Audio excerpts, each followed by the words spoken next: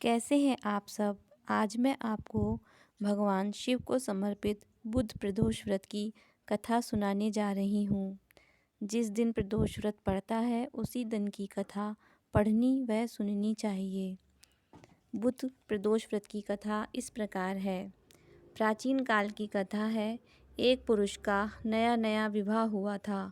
वह गौने के बाद दूसरी बार अपनी पत्नी को लेने अपनी ससुराल पहुंचा और उसने अपनी सास से कहा कि बुधवार के दिन ही पत्नी को लेकर अपने घर जाएगा।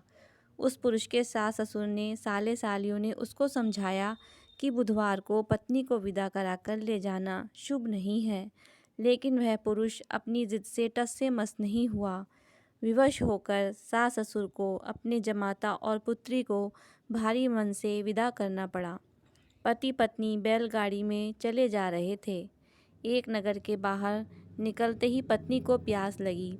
पति लोटा लेकर पत्नी के लिए पानी लेने गया। पानी लेकर जब वह लौटा तो उसके क्रोध और आश्चर्य की सीमा न रही, क्योंकि उसकी पत्नी किसी अन्य पुरुष के लाए पानी को पी रही थी और हंस हंस कर बातें कर रही थी। क्रोध में आग बबूला होकर वह उस आदमी से झगड़ा करने लगा, मगर यह देखकर उसके आश्चर्य की सीमा न रही कि उस पुरुष की शक्ल उस आदमी से हूबहू मिलती थी। हम शक्ल आदमियों को झगड़ते हुए जब काफ़ी देर हो गई तो वहाँ आने जाने वालों की भीड़ एकत्र हो गई। सिपाही भी आ गया। सिपाही ने स्त्री से पूछा कि इन दोनों में से कौन सा आदमी तेरा पति है। तो वह बेचारी असमंजस में पड़ गई, क्योंकि दोनों की शक्ल एक दूसरे से बिल्कुल मिलती थी। बीच राह में अपनी पत्नी को इस तरह लुटा देखकर उस पुरुष की आंख भर आई। वह शंकर भगवान से प्रार्थना करने लगा कि हे भगवान, आप मेरी और मेरी पत्नी की रक्षा करो।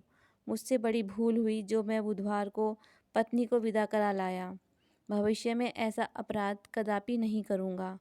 उसकी यह प्रार्थना जैसे ही पूरी हुई, दूसरा पुरुष अंतर्ध्यान हो गया और वह पुरुष सकुशल अपनी पत्नी के साथ अपने घर पहुंच गया।